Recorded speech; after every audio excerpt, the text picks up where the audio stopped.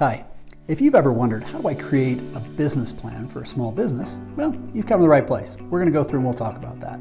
In addition, we're going to talk about how much it should cost. A little spoiler alert, shouldn't cost too much at all. As entrepreneurs and business owners, we know that if we have a clear plan, anything becomes possible. And if you can have a clear plan, a clear process to create that plan, and a way to create clarity with your partner or spouse, you can drive to amazing heights. Okay, so when it comes to creating a business plan for small businesses, there's three primary areas that we're going to talk about with a little bonus kicker at the end. The thing that we're going to talk about is, first off, what is a business plan and why does it matter? Second is, once we have a business plan, how is it you're going to use it? What is the intention? This is the why. And then third, how are we going to go about creating that great business plan? So when we start with, let's start with the idea of what is a business plan. And I look at a business plan simply as a tool and an information guide that helps the people who are using this business plan to decide if what they're outlining is the right business to be going after. It can help facilitate asking the right questions and going after and checking out the right areas that we need to check out in. So I can tell you that I've done hundreds and hundreds and hundreds of business plans. I started my first of 16 companies when I was 19. I have built them, bought them, wrecked them, sold them. But the thing is it really comes down to, when you're creating a business plan, is I like to think of it as creating a body of sorts. What I mean is the initial structure is like the bones. What are the bone structure of the business? And within this, once we start identifying what is the product, how are we going to market it, who's going to be our target audience, how are we going to fund it, how are we going to create, build, market, whatever those pieces are, it'll start to smoke out all these other questions. And then we put meat on the bone for each one of those. How much is our insurance? What's it going to cost for our legal structures? Do we have compliance issues? Who are we going to work with? And all of these things get addressed. But more than anything, a great business plan is going to facilitate the conversations and keep you asking more and more and more and more questions. Now, like I said, I have done hundreds of these, but 99% of them never went anywhere. So this is one of the big things that I'm going to encourage. A lot of people, when they're starting off, if this is their first gig, their first small business solopreneur gig, they're like, oh my God, man, this is my shot. I got to take it. And I'm going to strongly, strongly urge you to be able to step back and look at this in as much of a compassionate but open and honest way to say, maybe this isn't a good one. It doesn't mean it's your only one. In fact, once you start this process, you may end up pivoting and going this way or going that way or going wherever. And you may end up coming up with something completely different than what you initially thought, but it ends up being a much stronger idea. The reality is you're starting to simulate different types of thinking in your brain and different parts of your brain looking at these opportunities. So if you're that person that's like, oh no, I got to make this one work, 100%, I'm focused, and you get narrowed down, it may not be the right fit. I don't want you to lose heart and feel discouraged, because there's a lot of opportunities that can help you go into different directions and find other ones.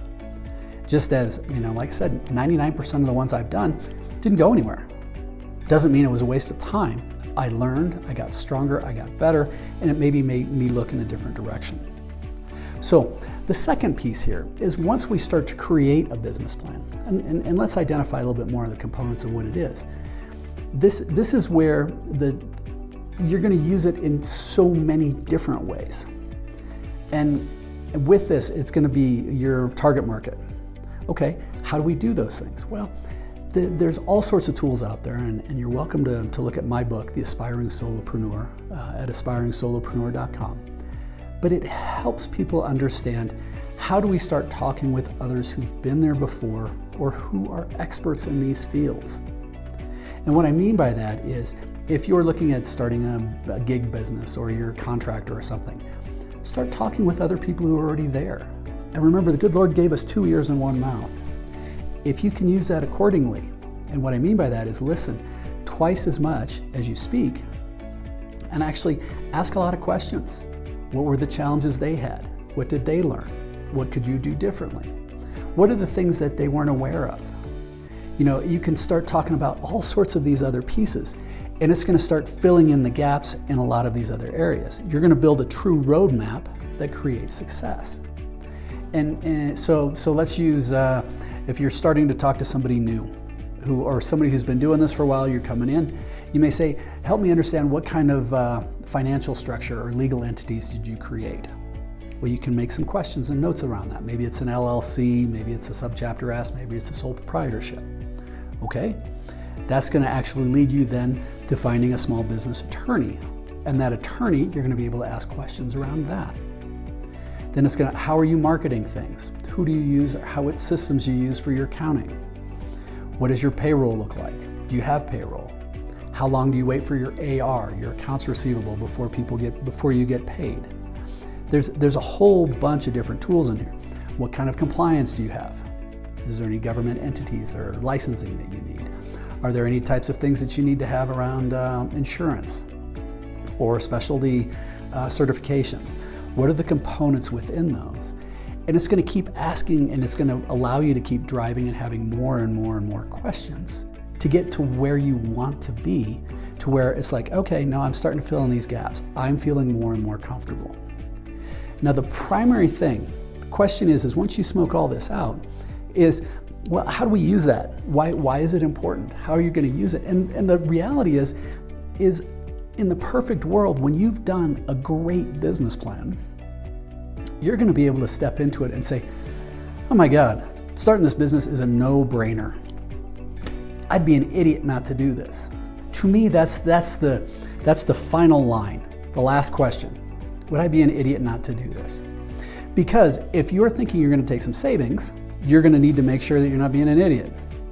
And I promise, if you have a spouse and you're planning on using spouse savings, or maybe you're using, a line of credit or something that's associated with the house, you're for darn sure going to want to make sure you're not an idiot. And this helps you answer and figure out all of these questions, step by step by step. Now, as you go through that, the reality is people are like, oh God, I'm not an expert in accounting. I'm not an expert in marketing. I'm not an expert in insurance. Great. You don't have to be. You have to be an expert in who you are and what you're providing. And then you have to become an expert in asking questions and listening.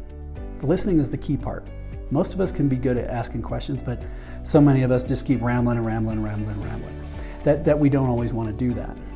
So when it comes down to how are we building these things, well, there's a lot of different tools. And one of them, I'll plug my book, but here's the Aspiring Solopreneur. The reality is at the very end, spoiler alert, if you do everything step by step in here, or if you go to our courses at aspiringsolopreneur.com, it's a self-course, full videos. It's an 8-week course that actually walks you through the entire process. At the end, you are going to have a great business plan that's going to help you with this. And one of the key things that we talk about in there is how do you build your team of advisors? The reality is that most small business attorneys, most small business accountants, most small business marketing people, most small business insurance people, all are business owners themselves.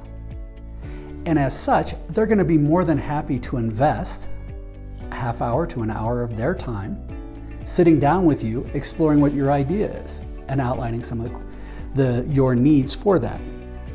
As a result, it'll introduce a whole bunch of other questions, but the reality is they likely know other people in this industry or in this space. And once you start having other people that you can start to talk to, and don't be afraid of getting on the phone and asking. Remember, especially for entrepreneurs, the most beautiful sound in the world is their own voice. So if you go up to an entrepreneur and say, hey miss, man, I love what you're doing. I'm thinking of getting into this as well. Would you have time, an hour, that I could buy you a cup of coffee? Or I'd be happy to come over and I would love to ask you some questions to learn about what worked for you and what didn't. Now, if they're a true entrepreneur, this is a difference between the corporate mentality and the entrepreneur mentality. And I coach both. The corporate people are like, you ask, hey, Miss Corporate Guru, what was your biggest failure? What'd you learn from it? And be like, well, they don't want to talk about it. But if you ask an entrepreneur, hey, what was the biggest screw up you made? What was your biggest failure? They will get fully animated, like, oh my God, I tell you what, man, I did this. It was a total shit show. Never should have done that. I can't tell you how much I learned out of being able to do that. Now, the idea is that if you keep asking questions and learn some really simple questions at the end of each conversation, hey, what else should I be asking that I haven't? If you were in my shoes, who else would you be talking to? And then 3, do I have any blind spots? What am I missing? But by asking these questions, you're going to start creating a network of people. Now you can start with your immediate team of advisors, being your banker, your attorney, your accountant, insurance, marketing. These people all should give you time for virtually nothing. And you can ask questions, and then they're going to introduce you to other people to start talking to. And when you start having this, it's going to help you to start figure out, and you're filling in the blocks in your roadmap. So I know I'm going from here to here to here to here. What about all the steps in here? What about all the steps in here? What about all the steps in here? And you may say, ooh, actually I want to go over here now. What does this look like? But by doing this, you can do this while you're gainfully employed, while you're moonlighting. It's going to take virtually $0. And that's the little secret here. You can build a great business plan for little or no money. Now there's tools out there to help create what are called pro formas, which are future financial projections. There's a variety of different ways of doing this. And again, there's all sorts of tools that can help you with it. But long story short is you're trying to figure out what is the viability of the business. And ideally, a business plan is going to help you smoke out what are the blind spots that you may hit, you may be missing. And the more you can start to create those things, the better. So a secret for this, though, is if you go down and sit down and say, okay, I'm going to write a business plan, sometimes that really, really intimidates people. That's why specifically with the Aspiring Solopreneur, we don't talk about the business plan until the end. But it goes through and it helps identify why are you doing what you want to do. That's one of the cornerstones, is you need to be excited about what you're doing. Why are we doing this? Because a lot of times as your own business, you may make more money, you may make less. But if you really love what you're doing each day, then you win. So first we identify that, then we identify what is the product or service we're thinking of providing. Okay, fair enough, that's easy.